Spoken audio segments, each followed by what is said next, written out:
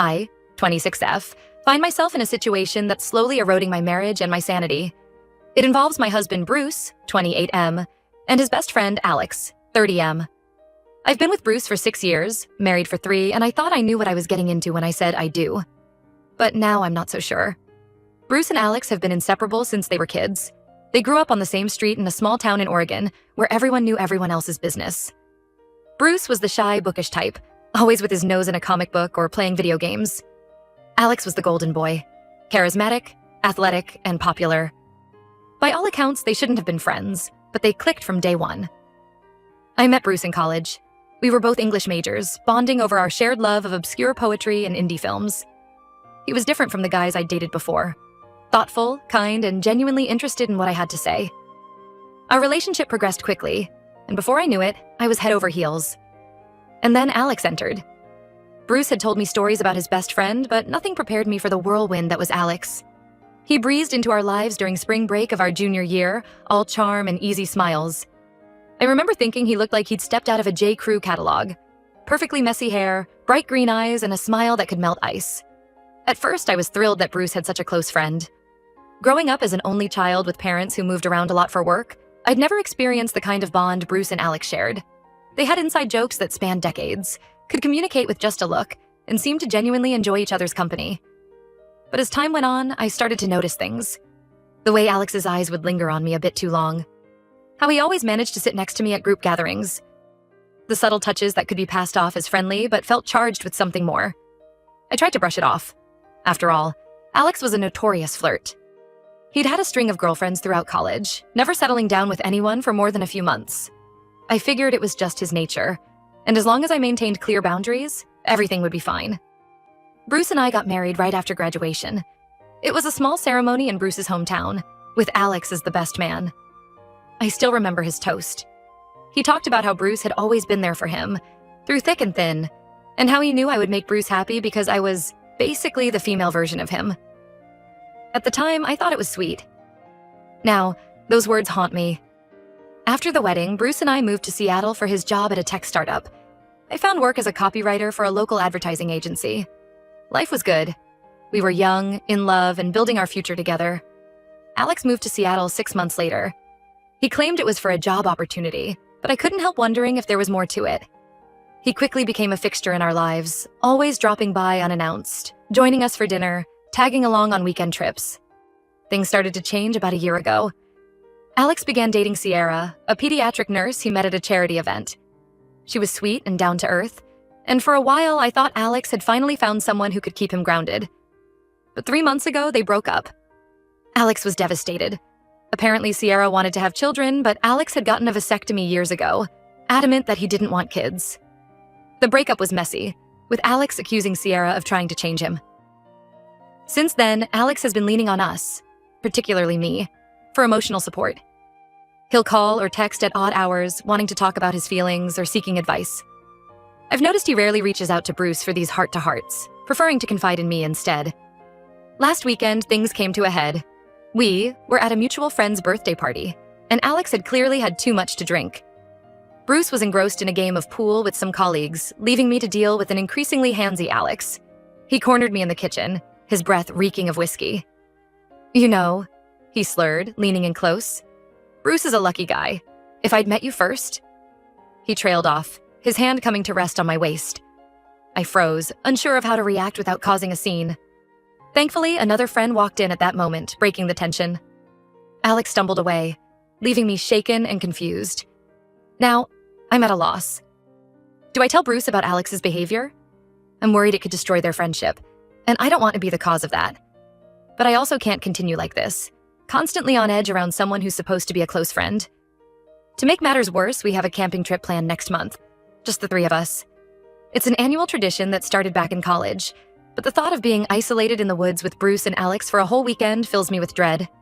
I love Bruce with all my heart, and I value the friendship we've built with Alex over the years, but I'm starting to feel like I'm caught in the middle of something I never asked for.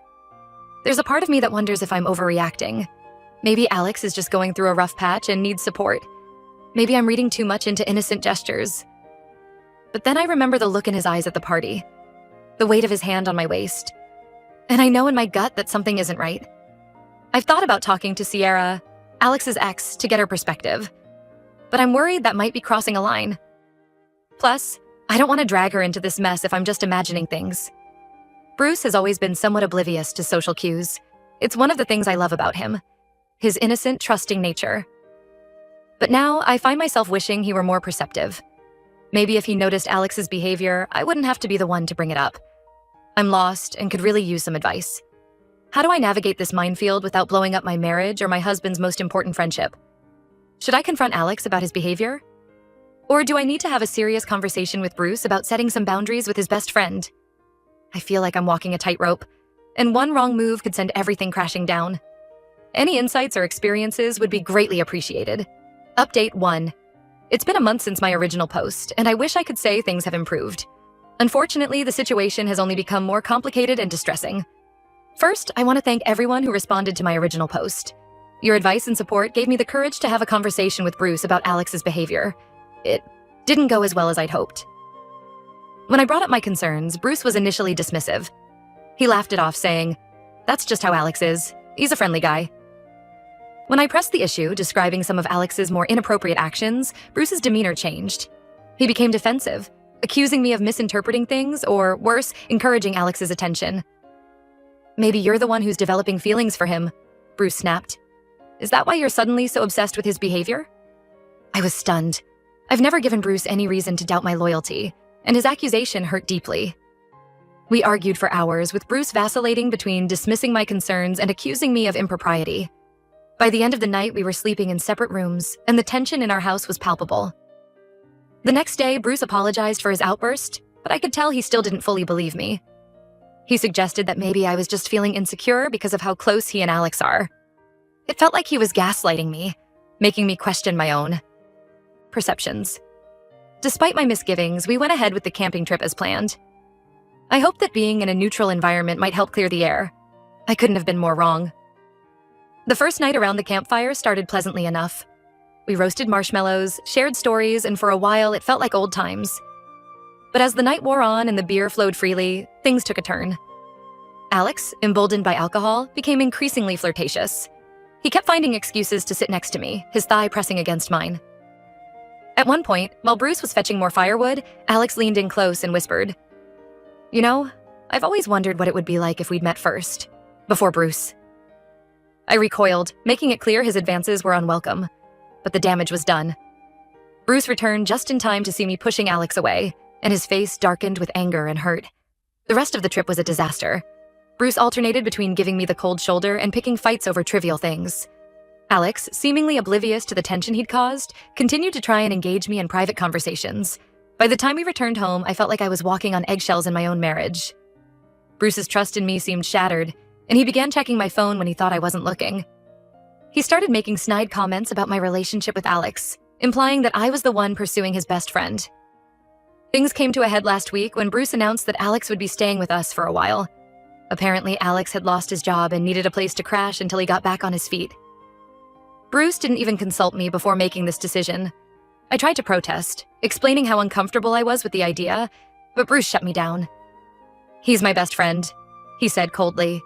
"I'm not going to abandon him just because you're feeling insecure." So now Alex is living in our guest room. The atmosphere in the house is unbearable. Bruce spends most of his time with Alex, leaving me feeling like an outsider in my own home. When we are together, Bruce is distant and suspicious, questioning my every move. Alex, for his part, seems to be reveling in the situation. He's constantly around, inserting himself into every aspect of our lives. He walks around shirtless, makes suggestive comments when Bruce isn't within earshot, and finds excuses to be alone with me. I feel like I'm losing my mind. My marriage is crumbling, my husband doesn't trust me, and I'm living under the same roof as someone who's actively trying to undermine my relationship. I've thought about leaving, but where would I go?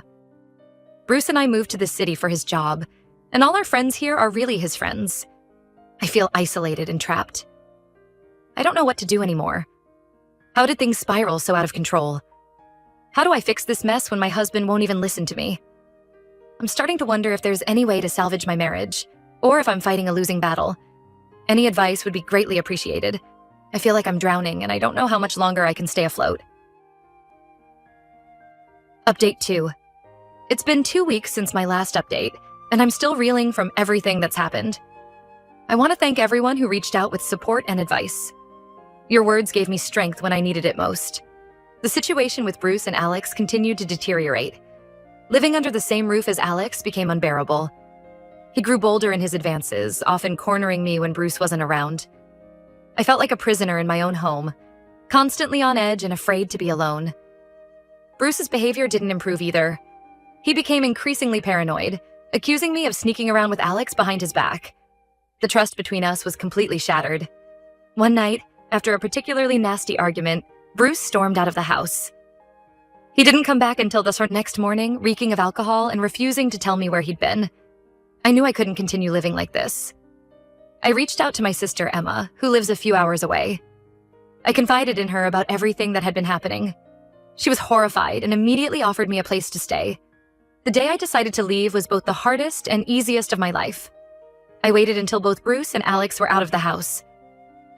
I packed a bag with essentials, wrote a note explaining that I needed some time away to think, and left my wedding ring on the kitchen counter.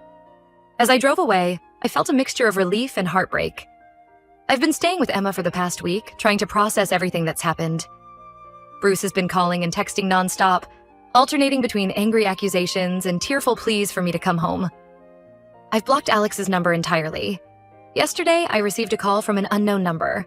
It was Sierra, Alex's ex-girlfriend. She had heard through mutual friends about what was happening and wanted to talk. What she told me left me stunned. Apparently, Alex has a history of pursuing his friends' partners. Sierra revealed that before they started dating, Alex had made advances on his previous best friend's girlfriend, causing a huge rift in their friendship group. She also told me that Alex's vasectomy story was a lie. He had never had one. He simply used it as an excuse to break up with women when things got too serious. Armed with this new information, I decided it was time to confront Bruce. I asked him to meet me at a neutral location, a coffee shop halfway between Emma's place and our home. When Bruce arrived, he looked terrible, like he hadn't slept in days. Before he could say anything, I laid out everything I knew. Alex's history, his lies, and his persistent harassment. I told Bruce about all the times Alex had made me uncomfortable, the things he said and did when Bruce wasn't around. To my surprise, Bruce broke down. Through tears, he confessed that he had suspected something was off with Alex for a while, but didn't want to believe it. He admitted that his accusations and paranoia stemmed from his own insecurities and fear of losing me. Bruce revealed that the night he didn't come home, he had actually confronted Alex about his behavior. Alex had denied everything, gaslighting Bruce and playing on their years of friendship. Bruce, confused and hurt, had spent the night driving around, trying to sort out his feelings. We talked for hours, laying everything out on the table. Bruce apologized profusely for not believing me, for letting his insecurities cloud his judgment, and for putting our marriage in jeopardy. He told me he had kicked Alex out of our house the day after I left, finally seeing through his manipulations. I'm still processing everything. While I'm relieved that Bruce finally believes me, I'm hurt that it took me leaving for him to see the truth. The trust between us has been severely damaged, and I'm not sure if it can be fully repaired. For now, I'm staying with Emma. Bruce and I have agreed to start couples counseling to work through our issues. We both recognize that we have a long road ahead of us if we want to save our marriage. As for Alex, Bruce has cut all ties with him. We've heard through the grapevine that he's trying to spin the story to make himself look like the victim, but thankfully, most of our friends have seen through his lies. I'm taking things one day at a time. I'm focusing on healing and figuring out what I want for my future. Whether that future includes Bruce remains to be seen, but I'm committed to putting myself first and not letting anyone make me feel unsafe or unvalued ever again. Thank you all for your support through this ordeal. Your advice and kind words have been a lifeline during the darkest moments. I'll update again when I have more clarity on where things stand.